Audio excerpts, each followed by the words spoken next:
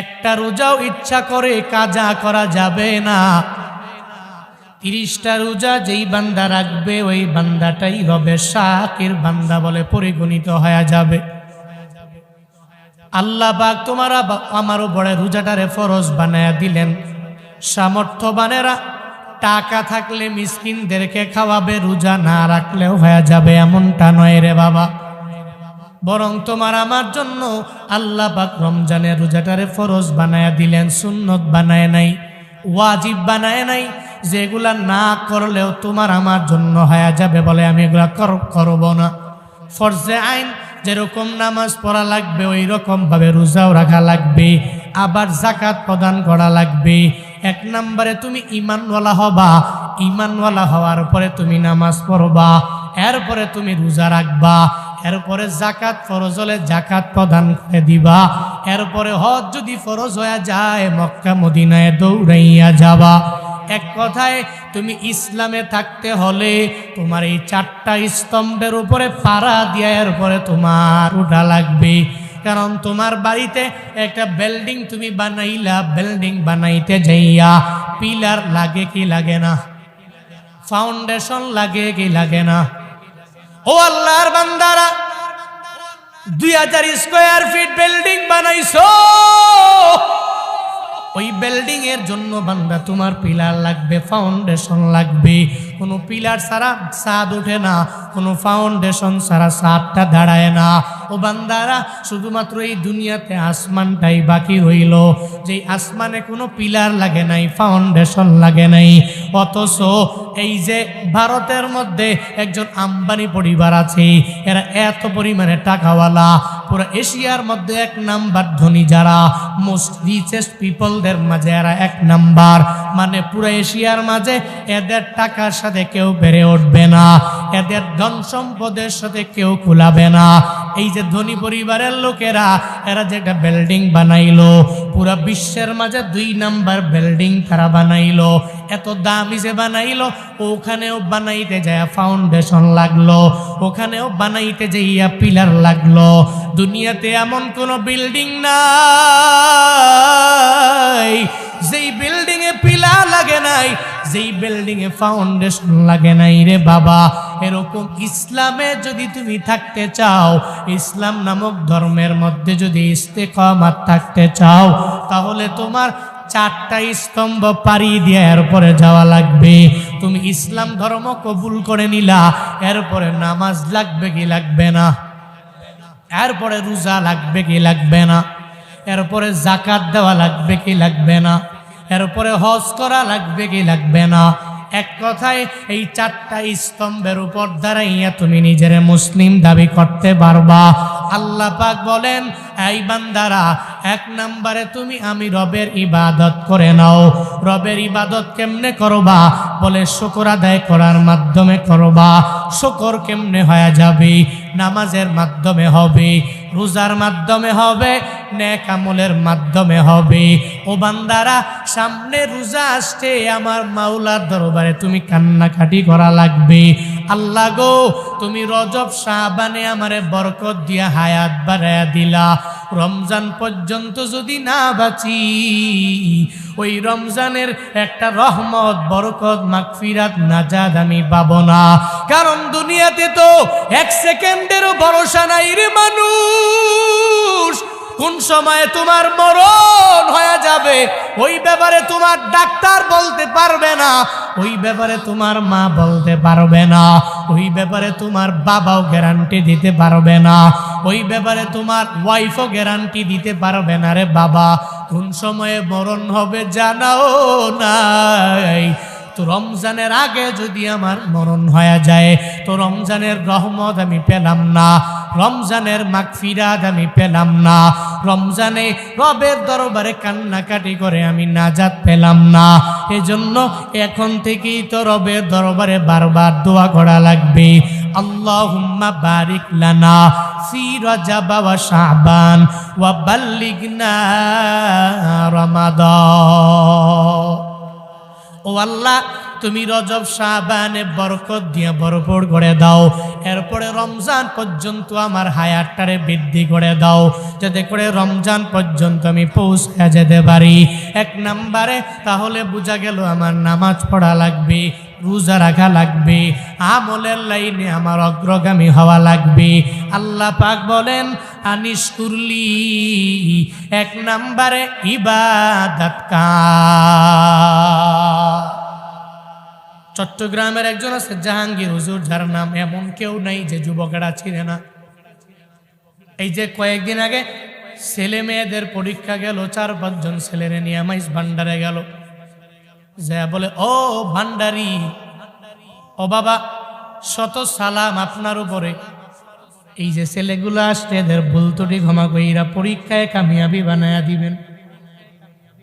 ওই মাজারে যে শুয়ে আছে ও পরীক্ষায় কামিয়াবি দিতে পারে না। পরীক্ষায় যদি কামিয়াবি হতে চাও, তোমার মাজারওয়ালা না আমার মাওলাই দিতে পারে, ঠিক কিনা?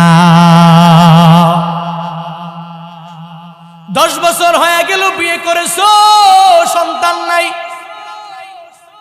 আল্লাহ পাক ছেলেও দেয় না মেয়েও দেয় না, তুমি পাগল হয়ে গেলা। ডানে যাও, বামে যাও, পেছনে যাও, সামনে যাও, সব জায়গায় যাও, কিন্তু কোথাও গেলেও ছেলে পাও নাই, মেয়ে পাও নাই, এত পাগল বাড়া হয়ে গেলা। একটা ছেলে মেয়ের জন্য এত চোখের পানি ফালাইলা রে বাবা। কে যেন বলল তুমি ওই মাজারে যায় সিজদা দিয়া মাজারওয়ালার দরবারে চাও, তখন না বুঝিয়া ওই মাজারওয়ালার দরবারে গিয়া সিজদা দেয়, অথচ জানে না এটা স্পষ্ট শিরিক, আমার মাওলা এটা পছন্দ করে না রে বাবা। আল্লাহ পাক বলেন ইন্নাল্লাহা লা ইয়াগফিরু আইয়ুশরাকা বিহি ওয়া ইয়াগফিরু মা দুনা যালিকা লিমান ইয়াশা।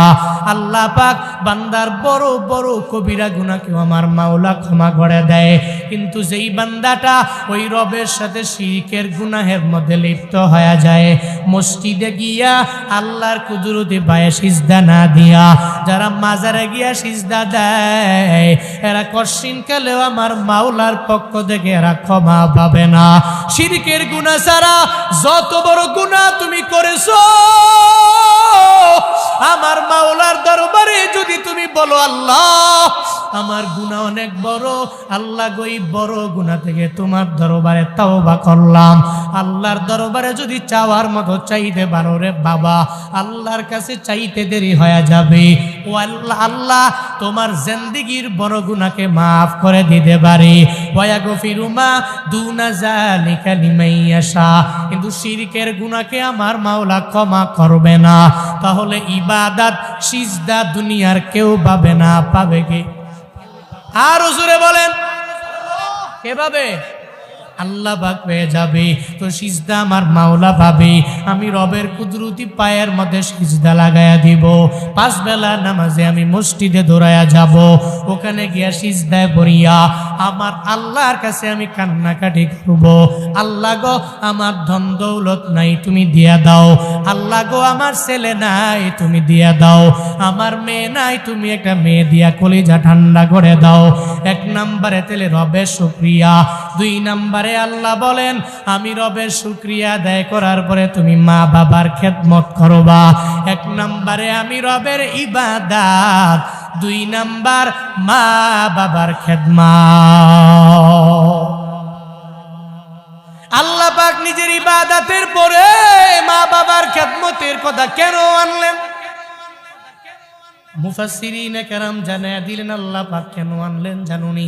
কারণ আল্লাহ পাক জানে, আল্লাহ বান্দারে বানাইছে, বান্দার ফিউচারের খবরের ব্যাপারে আল্লাহ জানে।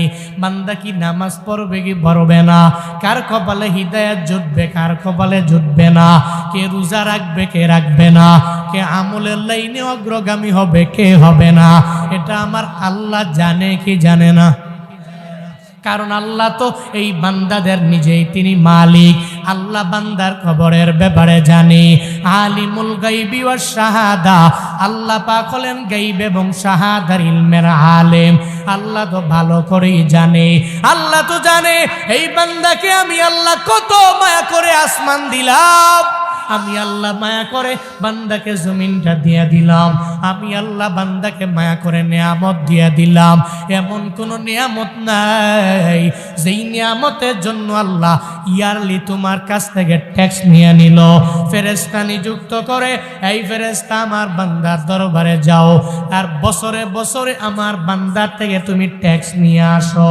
আল্লাহ তো কোনো নিয়ামতের জন্য এই ট্যাক্স লাগায় নাই। মান্থলি দেওয়া লাগে না, উইকলি দেওয়া লাগে না, ডেইলি দেওয়া লাগে না, ইয়ারলি দেওয়া লাগে না। আল্লাহ পাক যা দিলেন সব তোমার আমার জন্য দিয়া দিলেন। এত পরিমাণে ফ্রি করে দিলেন, আল্লাহকে কোনো টাকা দেওয়া লাগে না, বাড়ি করে দেওয়া লাগে নাই, একটা গাড়িও কিনে দেওয়া লাগে নাই রে বাবা। ও বান্দারা, এরপরেও মানুষ আমার আল্লাহকে ভুলে কি ভুলে না? আল্লাহ পাক বলেন আনিশকুরনি ওয়ালি ওয়ালিদাইক। এক নম্বরে আমি রবের শুকর আদায় করো, 2 নম্বরে মা বাবার খেদমত করো। মা বাবার শুকর কেন আদায় করবো? আল্লাহ আয়াতে জানাইয়া দিলেন, কারণ তোমার মা তোমার এক গর্বে নিয়ে নিয়ে বড় করলো। দুনিয়াতে আসার সময় মা কষ্ট করলো, দুনিয়াতে আসার পরেও তোমার মা তোমারে 2টি বছর দুগ্ধ পান করাইলো। তোমার মা তোমার জন্য যেই পরিমাণ স্যাক্রিফাইস করলো, এই পরিমাণ স্যাক্রিফাইস তোমার বাবাও তোমার জন্য করে নাই, তোমার বউটা তোমার জন্য করে নাই, তোমার সন্তানেরাও তোমার জন্য করতে পারে নাই রে বাবা।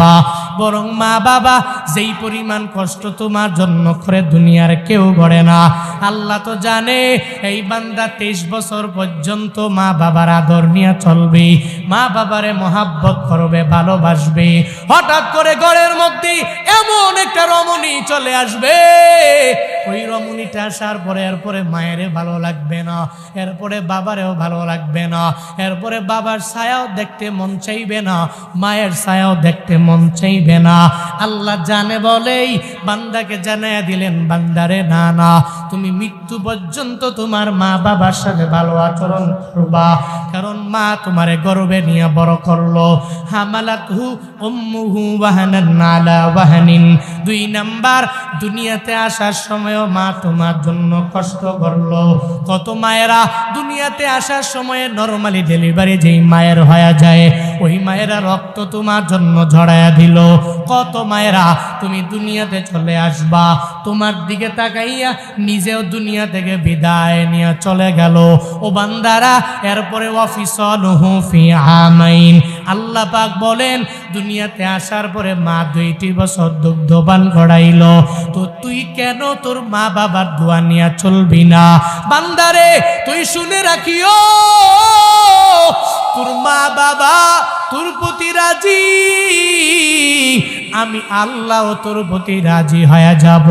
তোর মা বাবা তোর প্রতি রাজি না, তুই বাইতুল মুকাররমের খতিব হলেও, বাইতুল্লাহর ইমাম হলেও, আমি আল্লাহ তোর প্রতি রাজি না। মা বাবা তোর প্রতি রাজি মানে আমি আল্লাহ তোর প্রতি রাজি হয়ে গেছি। মা বাবা রাজি না তো আমি মাওলা তোর প্রতি রাজি হব না। ওই গাজীপুরের মুসলমানেরা আজকের এই ময়দান থেকে তালিম নিয়ে বাড়ি যায়, মাঝে মাঝে তো নিজের বউয়ের কথা মানিয়া তুমি মায়েরে ধমক দাও, বাবারে ধমক দাও। হ্যাঁ, মা বাবা যদি বৃদ্ধ হয়ে যাওয়ার পরে নাও বুঝতে পারে, তুমি ধমক দিতে পারো না। মনে রাখবা, যেদিন দুনিয়া থেকে বিদায় নিয়ে চলে যাবে, ওদিন তুমি মাকবারার পাশে গিয়া দাঁড়াইয়া শুধু চোখের পানি ফালাইয়াই কান্না করতে পারবা, এছাড়া আর তোমার কোনো পুঁজি থাকবে না রে বাবা। এজন্য প্রায় জায়গায় গেলে মা বাবার কদর বুঝাইতে যাই আমি একটা ঘটনা বলি। আমার লাইফের সাথে ঘটা এমন একটা ঘটনা, গত বছরে আমার প্রোগ্রাম ছিল কুড়িগ্রাম জেলা, কুড়িগ্রামের নাগেশ্বরী উপজেলায় মাদ্রাসার বয়ান। ওই বয়ানে যাওয়ার পরে 2য় বক্তার বয়ান শেষ হয়ে গেল, 3য় বক্তার বয়ান শেষ হয়ে গেল। এখন আমার পালা। আমি যখন বয়ানের জন্য ময়দানে আসলাম আর মঞ্চের মধ্যে চেয়ারের মধ্যে বসে রইলাম, মাদ্রাসার ব্যাপারে সভাপতি সাহেব মাইকটা হাতের মধ্যে লইয়া ওই মাদ্রাসার ব্যাপারে বিভিন্ন বয়ান দিতে লাগলেন যে মাদ্রাসার এটা খরচ হয়ে গেল। আমি মাদ্রাসার মধ্যে এত বছর ধরে আমি রাগিয়া রইলাম, বিভিন্ন বিভিন্ন ব্যাপারে বক্তব্য দেওয়ার পরে যখন আমাকে সম্বোধন করলো, হুজুর আমার আপনার বয়ান আমি ইউটিউবে শুনি, আপনাকে মহাব্বত করে আমার কুড়িগ্রাম জেলার মধ্যে নিয়ে আসলাম। হুজুর রে, একটু পরে 7 জনের মাথার মধ্যে আপনি পাগড়ি ঘুরাবেন।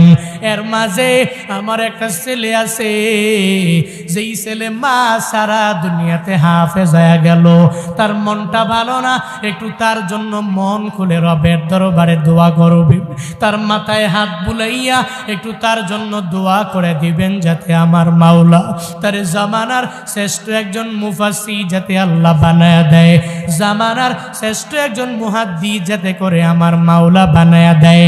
এটা বলিয়াই চোখের পানি ফালায়া ফালায়া কান্না করি, মাইক দিয়া কথা বলতে পারে না, এমন একটা হাল আর সভাপতির হয়ে গেল।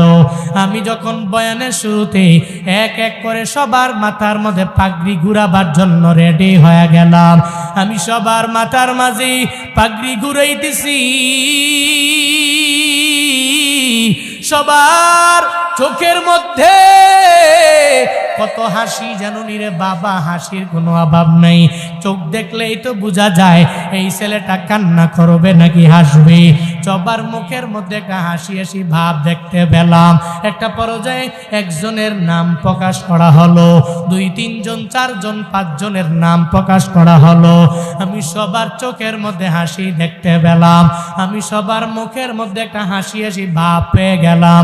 কিন্তু 7 নম্বরে যেই ছেলেটার নাম ঘোষণা করে দেওয়া হলো, ওই ছেলেটা আমি জুনায়েদ আল হাবিবের হাতে পাগড়ি নেওয়ার জন্য যখন আমার সামনে চলে আসলো, আমি তাকায়া দেখি রে, ওই ছেলের চোখের মধ্যে হাসির কোনো ভাব নাই, ওই ছেলের মুখের মধ্যে হাসির কোনো ভাব নাই। আমি তারে জিজ্ঞেস করলাম, ও ছেলে, তোমার জন্য মহান দিন, আল্লাহ পাক 30 পারা কোরআন তোমার সিনার মধ্যে আমার মাওলা ঢুকায়া দিল। তোমার মতো কত ছেলে আছে হাফেজ হতে পারে নাই, এত বড় বড় ব্যারিস্টার হয়ে গেল, কিন্তু কোরআন তিলাওয়াত ভালো করে করতে জানে না। কিন্তু আল্লাহ পাক তোমার সিনার মধ্যে 30 পারা কোরআনটা ঢুকায়া দিল রে বাবা। আজকে এমন মহান দিনে তুমি চোখের পানি ফালায়া ফালায়া কান্না করতে পারো না, তোমার চেহারাটা বিন্দু মাত্র পরিমাণ মলিন হতে পারে না। ওই ছেলে আমায় ডেকে বলে, হুজুর আমি কার জন্য হাসবো? আমার সমস্ত ক্লাসমেটেরা যখন আজকে বাড়িতে চলে যাবে, যাওয়ার পরে তাদের মায়ের আদর নিয়ে এরা ঘুমাতে পারবে, এদের মায়ের আদর নিয়ে নিয়া এদের মারা এদের আদর করবে, বুকে টেনে নিবে, ওই মা তাদের কপালের মধ্যে সুন্দর করে চুমু দিয়ে দিবে। কিন্তু আমার কপাল বড় খারাপ, আমি বাড়ি যাওয়ার পরে আমার মায়ের আদর আমি পাবো না। আমি বাড়ি যাওয়ার পরে আমার মা আমার কপালেও চুমু দিবে না হুজুর। এজন্য আমি বাড়ি গেলে আমার মনটা তো মানায় না, আমি মাদ্রাসায় সময় কাটাই। আমার বড় হুজুর আছে, এই বড় হুজুরের সাথে আমি সময় কাটাইলাম, কিন্তু আমার যত বন্ধ হয়ে গেল, আমার বাবা আমারে বারবার বললে আমি যাই না। আমি বাড়ি যাওয়ার পরে আমার জনম দুঃখিনী মায়ের আদর আমি পাই না। আমার মা আমার ছেলে বলেও ডাক দিয়ে আমার কোলে নেয় না, এজন্য আমার মনটা বড় খারাপ। এই দুনিয়াতে আমি মা হারাইয়া বড় একা হয়ে গেলাম হুজুর গো। তবে আজকে আল্লাহ সিনার মধ্যে কোরআন ঢুকাইয়া দিল, 30 পারা কোরআন। আপনি আমার সাথে বয়ানের পরে আমার মায়ের মাকবারার সামনে গিয়া দাঁড়ায়া যাবেন, ওই মাকবারায় দাঁড়াইয়া আমার মায়ের জন্য একটু দোয়া করে দিবেন। আমি বললাম, আমি তোমার কাছে ওয়াদাবদ্ধ, আমি তোমার কাছে প্রতিশ্রুতি দিয়ে দিলাম, আজকে বয়ানের পরে আমি একা যাব না, বরং সবাইকে সঙ্গে করে লইয়া, তুমি হাফেজে কোরআন হইলা, আমি তোমাকে সঙ্গে করে লইয়া চলে যাব। তোমার মায়ের জন্য তুমি একটু দোয়া করে দিবা রবের দরবারে। দোয়ার পরে আমি ছোট্ট ওই হাফেজে কোরআন নিয়ে সন্তানগুলোরে নিয়া এরপরে বাকি সব সুতা নিয়ে রওনা হয়ে গেলাম। তার মায়ের মাকবারার পাশে যাইতে দেরি আমি তাকায়া দেখি ছোট্ট বাচ্চাটা হাউমাউ করে কান্না করে, মা মা বলে চিল্লায়, আর ডেকে বলে, মা তুমি আমায় ছেড়ে কোথায় রওনা হয়ে গেলা, তুমি আমায় ছেড়ে কোথায় চলে গেলা? ও মা তুমি তাকায়া দেখো, তোমার সন্তান 30 পারা কুরআন সিনার মধ্যে ঢুকায়া দিল। মা আজকে তুমি কোথায় রওনা হয়ে গেলা আমারে সারিয়া? মা রে তোমার মনটা তো আজকে থাকলে এত পরিমাণে খুশি হয়ে যেত, কিন্তু মা তুমি নাই। হুজুরে নিয়ে তোমার কবর জিয়ারতের জন্য আমি চলে আসলাম।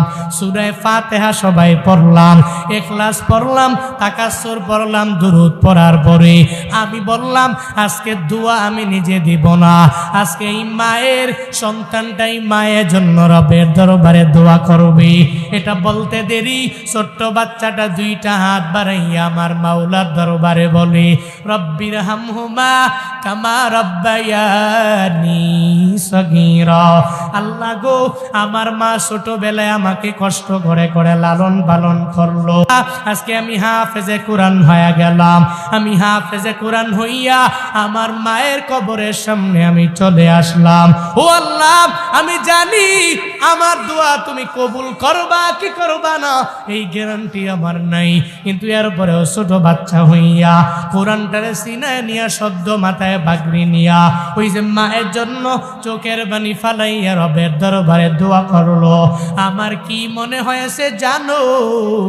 আমার ওই সময় মনে হয়েছে মদিনাওয়ালা নবী বলছে একটা নেক সন্তান যদি তার মা বাবার মাকবারার পাশে দাঁড়াইয়া এদের জন্য যদি চোখের পানি ফালাইয়া যদি কান্না করি, ওই মা বাবার কবর যদি জাহান্নামের গর্ত হয়ে যায়, আল্লাহ পাক ওই কবরগুলো জান্নাতের বাগান বানায়া দিবে। ওই ছোট্ট বাচ্চার দোয়ার বদৌলতে আমার মনে হয়েছে আল্লাহ পাক তার মায়ের কবর জাহান্নামের গর্ত রাখতে পারে না। হাফেজে কোরআনের মুখের কথা আমার মাওলা ফিরাইয়া দিতে পারে না। ওই ছেলেটা দোয়া করতে দেরি হয়েছে, তার মায়ের কবর জান্নাতের বাগান হতে দেরি হয় না। ও গাজীপুরের বাবারা, ও গাজীপুরের আম্মা জানেরা, আজকে থেকে ওয়াদা করে নিও মা, তোমার ছেলেটারে যদি তুমি একজন আলেম বানায়া যাও, মনে রাখবা যদিও বৃদ্ধ হয়ে যাওয়ার পরে টাকা দিয়া তোমারে খুশি করতে পারবে না, দামি বাড়ি বানায়া দিতে পারবে না, দামি একটা গাড়িতে তোমারে চড়াই দিতে পারবে না, কিন্তু ও মা যেদিন কবরে চলে যাবা ওদিন তোমার ছেলে যাবে না, মেয়ে যাবে না, তোমার বান্ধবী যাবে না, তোমার বোন যাবে না, তোমার কেউ যাবে না, কিন্তু ছেলে মেয়েগুলা যদি তুমি আলেম বানায়া যাও, যদি আলেমা বানায়া যাও, ওই কবরের পাশে গিয়া দাঁড়াইয়া তোমার জন্য দোয়া করবে গো মা। ও মা এজন্য তো বলি আজকে পর্যন্ত কোনো আলেম মা বাবারে কষ্ট দেয় নাই। মা বাবার কদরেরা বুঝে যাদের ভিতরে কোরআনের জ্ঞান আছে, কোরআনের ইলম নিয়ে যারা চলতে পারে, এরা কঠিন কালেও মা বাবার সাথে বেয়াদবি করতে পারে না। ওই মা বাবারে এরা কঠিন কালেও বৃদ্ধাশ্রমে দিতে পারে না। বৃদ্ধাশ্রমে তারাই দেয় যাদের অন্তরের মাঝে বিন্দু মাত্র পরিমাণ কোরআনের জ্ঞান নাই, ঠিক কিনা? এরাই মা বাবার কদর বুঝে না। যারা মা বাবার কদর বুঝে, কোরআনের জ্ঞানে যারা জ্ঞানী, এরা কঠিন কালেও বৃদ্ধ হয়ে যাওয়ার পরে যখন মনে করবে এখন তো আব্বা আমার কাজ লাগবে না, আমি চাইলেই তো আমি সব কিছু করতে পারি, আমি চাইলেই তো আব্বা আমার একটা ধমক দিতে পারি, আমি চাইলেই তো এদের দোয়া ছাড়াও চলতে পারি, এরকম যারা মনে করো, মনে রাখবা যদি মনে করো দোয়া টোয়া লাগে না, আমি তো এখন টাকাওয়ালা, দেখতেছি আমার ছেলে আছে আমার আব্বা আব্বা কয়, দেখতেছি আমার মেয়ে আছে আমারে আব্বা আব্বা কয়, দেখতেছি আমার বউ আছে আমারে কি পরিমাণ আদর করে, আমারে স্বামী স্বামী বলে ডাক দেয়, আমারে কলিজা কলিজা বলে ডাক দেয়। তো এদেরকে সাইরা আব্বা আম্মার দরকার কি খোঁজ খবর নেওয়া? আমি থাকবো শহরে, আব্বা আম্মা থাকবে গ্রামে, এদের দোয়া লাগবে না। মনে রাখবা দুনিয়াতে বড় হইছো তো মা বাবার দোয়ার বদৌলতেই তো হইছো। যেদিন থেকে মা বাবা বদদোয়া দিবে না কিন্তু দোয়া তোমারে দিবে না, মনে রাখবা পৃথিবীর বড় বড় স্কলার যারা, পৃথিবীর বড় বড় খতিব যারা হয়েছে, বক্তা যারা হয়েছে, এদের ব্যাকগ্রাউন্ডে দেখবা আব্বা আম্মার দোয়া ছাড়া আর কিচ্ছু না। এরা মা বাবার দোয়ার বদৌলতে আল্লাহ পাক এদের দামি বানাইছে। এ মিয়া, কাবা শরীফের একজন ইমাম আছেন আব্দুর রহমান আস-সুদাইসি, যার নাম শুনেছেন আপনারা? অনেকেই শুনেছেন। আব্দুর রহমান আস-সুদাইসি কাবা শরীফের একজন বড় ইমাম, মক্কা মদিনার দুই জগতের বড় ইমাম, অনেক বড় ইমাম। 39 বছর পর্যন্ত একটানা কাবার ইমাম। আল্লাহু আকবার পড়বেন না? আরো জোরে পড়বেন না? কি মনে করছেন আমরা গাজীপুর মসজিদের ইমাম? হ্যাঁ, আপনার গ্রামের মসজিদের ইমাম, যেটা রবের ডাইরেক্ট ঘর, যেই ঘরে রহমাতুল্লিল আলামিন নিজে বসেছেন, ওখানে শুয়েছেন, ওখানে ঢেলান দিয়েছেন, যেই ঘরের আশেপাশে আবু বকর, যেই ঘরের আশেপাশে ওমর, যেই ঘরের আশেপাশে ওসমান, যেই ঘরের আশেপাশে আলী, ওই ঘরের ইমাম 39 বছর একটানা। চারটেখানি ব্যাপার। এত বড় ইমাম উনি কেমনে হলো? সাংবাদিকেরা জিজ্ঞেস করলো কেমনে ইমাম হইলেন? এত বড় দামি ইমাম। কয়ে, আমার ইলমের আমলের পাওয়ারে হই নাই, আমার মায়ের দোয়ার বদৌলতে আল্লাহ পাক আমার কাবার বড় ইমাম বানায়া দিয়েছে। সুবহানাল্লাহ। বাড়ি যেয়ে কইেন, আর একটু আওয়াজ করে পড়ে না সুবহানাল্লাহ। কষ্ট হচ্ছে নাকি আপনাদের? তো জিকির করেন, লা ইলাহা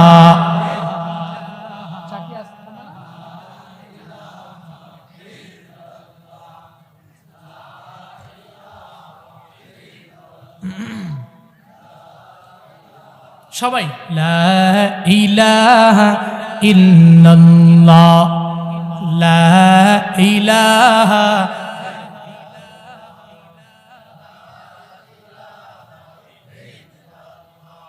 সিজদা করব না গায়রুল্লাহ, সিজদা করব এক আল্লাহ, সিজদা করব না গায়রুল্লাহ, সিজদা করব এক আল্লাহ, লা ইলাহা ইল্লাল্লাহ, লা ইলাহা ইল্লাল্লাহ, লা ইলাহা ইল্লাল্লাহ, লা ইলাহা, লা ইলাহা ইল্লাল্লাহ, লা ইলাহা। সবাই, লা ইলাহা।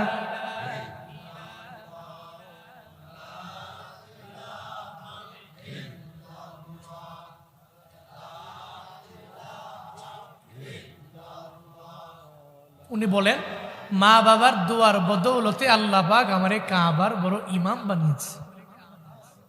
কেমনে?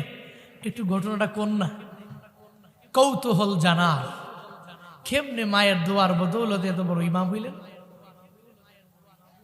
উনি বলেন, আমার বাড়ি মক্কাতেও না, আমার বাড়ি মদিনায়ও না, নবীজির বংশের আমি কেউ না, শুধু আল কাসিম শহরের মধ্যে আল্লাহ পাক আমারে দুনিয়ায় পাঠাইলেন।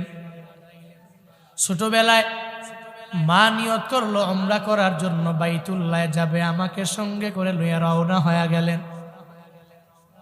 বাইতুল্লাহ আসার পর মাথা ফের এক সাইডের মধ্যে দাঁড় করে মা একা একা ঘুরে ঘুরে তাওয়াফ করে, সন্তানের নেয় না। কারণ বাইতুল্লাহ এত দামি ঘর, ওই ঘরের পবিত্রতা ছোট্ট মানুষ হইয়া বজায় রাখতে পারবে না। এই কারণে ওই ছোট্ট বাচ্চাটারে মাথা ফের এক সাইডে দাঁড় করায় রাখে। মা একা একা ঘুরে ঘুরে একা একা মা তাওয়াফ করে, মা একা একা ঘুরে ঘুরে তাওয়াফ করে, সন্তানটারে মাথা ফের সাইডে আনে না, এক পাশে দাঁড় করাইয়া রাইগা। যখন 2টা চক্কর মা দিয়া দেয়, 2টা চক্করের পরে যায় দেখে মা যেই জায়গায় আব্দুর রহমান আস-সুদাইসিরে দাঁড় করে রাইগা আসছে, ওই সন্তান ওই জায়গায় নাই। এবার মা বড় পেরেশানির মধ্যে পড়ে গেল যে আমার সন্তানটা কোথায় চলে গেল, ওই সন্তানরে আমি কোথায় গেলে আমি পাইব। এবার সন্তানটারে খুঁজে নেওয়ার জন্য মা যায় দেখে ওই সন্তানটা বাইতুল্লাহর কালো গিলাফ ধরে, ওটা ধরে ধরে আর ঘুরে ঘুরে ঘুরে তাওয়াফ করে। মা ডেকে বলে, ও সন্তান আমার, আমি তোরে এক পাশে দাঁড় করাইয়া রাখলাম, কিন্তু তুমি এখানে কেন আসলা? ধমক দিয়া সন্তানটারে নিয়া আবার মাথাফের এক সাইডে দাঁড় করাইয়া রাখে। ওই জায়গায় দাঁড় করানোর পরে আবার মা একা একা ঘুরে ঘুরে তাওয়াফ করে। 2-3টা চক্কর যখন মা দিয়া দেয়, এরপরে আবার মা যখন ছেলেটা ওই জায়গায় আসে না নাই এটা দেখার জন্য যখন যায় দেখে ওই জায়গায় ছেলেটাকে নাই, খুঁজে পাওয়া যায় না। মা তো জানে ছেলেটাকে আগের বার আমি কালো গিলাফ ধরে ধরে তাওয়াফ করা অবস্থায় পাইলাম, তো এখনো মনে হয় আমার ছেলেটা ওই কাবার কালো গিলাফ ধরে ধরে মনে হয় তাওয়াফ করে।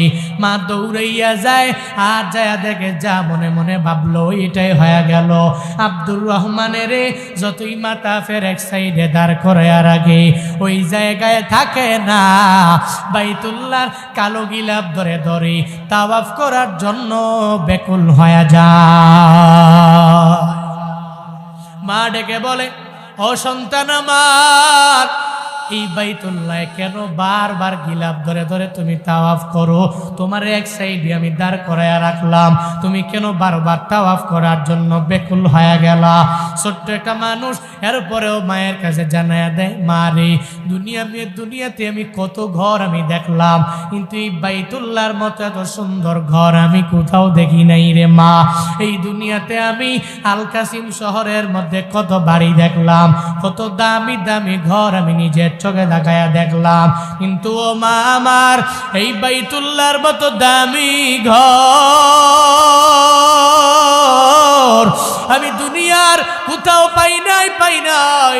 দুনিয়ার ঘর আমি দেখেছি, কিন্তু এই ঘরের মতো কোথাও দেখি নাই।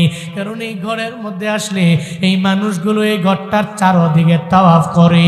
মারে, এই ঘরের দিকে তাকাইয়া মানুষগুলো চোখের পানি ফেলায় কান্দে। কি আছে এই ঘরের মধ্যে? আমার মনে হয়েছে এটা দামি ঘর হবে। এই কারণে আপনি এক পাশে দাঁড় করাইয়া রাখেন, আমি তো এই জায়গায় নিজেকে দাঁড় করাইয়া রাখতে পারি না। আমি বাইতুল্লাহর কালো গিলাফ ধরে ধরে তাওয়াফের জন্য বারবার পাগল বাড়া হয়ে যাই। ও আল্লাহর বান্দারা, তোমরাও যদি জীবনে একবার আল্লাহ যদি মক্কায় নিয়ে যায়, আল্লাহ যদি তোমারে আমারে মদিনায় নিয়ে যায়, যদি একবার যাইতে পারো, তখনই বুঝবা এই বাইতুল্লাহর কালো গিলাফটা দেখতে কি পরিমাণ সুন্দর লাগে। তুমি দেখার পরে বিন্দু মাত্র পরিমাণ ঈমান থাকলে চোখের পানি ধরে রাখা যাবে না। তুমি চোখের পানি ফালায়া ফালায়া কান্না করবা। উমরা করার জন্য হাজী সাহেব হজ করার জন্য যখন বাইতুল্লাহ রওনা হয়ে যায়, এমন কোন হাজী নাই আসার সময় বিমানের ফ্লাইটের মধ্যে উঠে কান্না করে না। কেন কান্না করে? বাড়ি হারাইলো, গাড়ি হারাইলো, এজন্য কান্না করে না। কেন কান্না করে? ওই জায়গায় টাকা পয়সাগুলো ব্যয় করে দিয়ে আসলো, এজন্য কান্না করে না রে বাবা। বরং বাইতুল্লাহর কালো গিলাফ এই হাজী সাহেব ভুলতে পারে না, যার কারণে চোখের পানি ফালায়া ফালায়া বিমানেও কান্না করি। আমিও যতবার গিয়েছি ততবার আসার সময় নিজের মনটা কেমন জানি হয়ে গেল। মাঝে মাঝে মন চায় পুরাটা জিন্দেগি ভর ওই বাইতুল্লাহর মধ্যে কাটায়া দেই।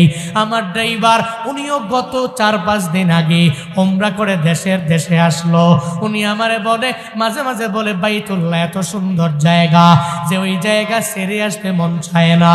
ও বান্দারা, উমরা করে আসে যেই বান্দারা, জিগাইবা ওই বাইতুল্লাহ কি পরিমাণ দামি ঘর, দেখলে কেমন মনে লাগে।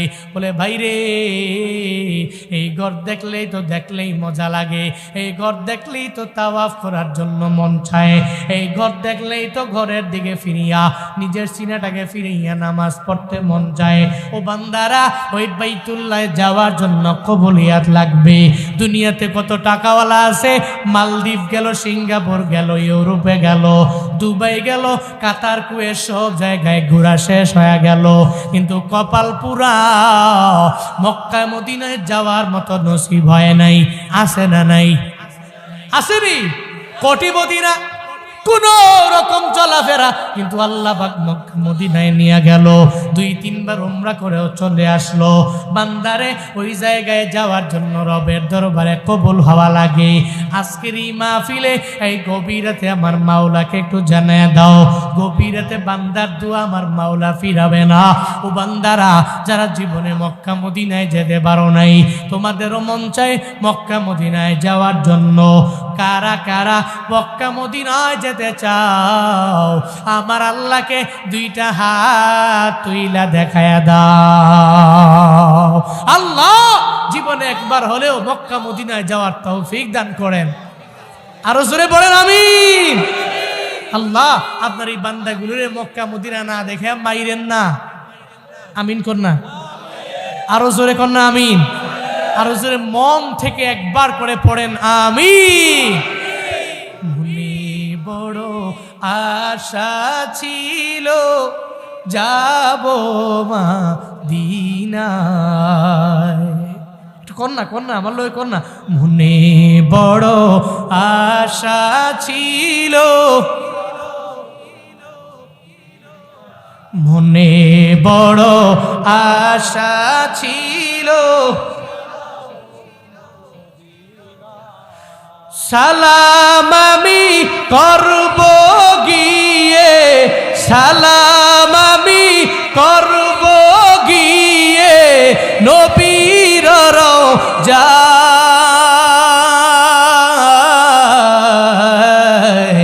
মনে বড়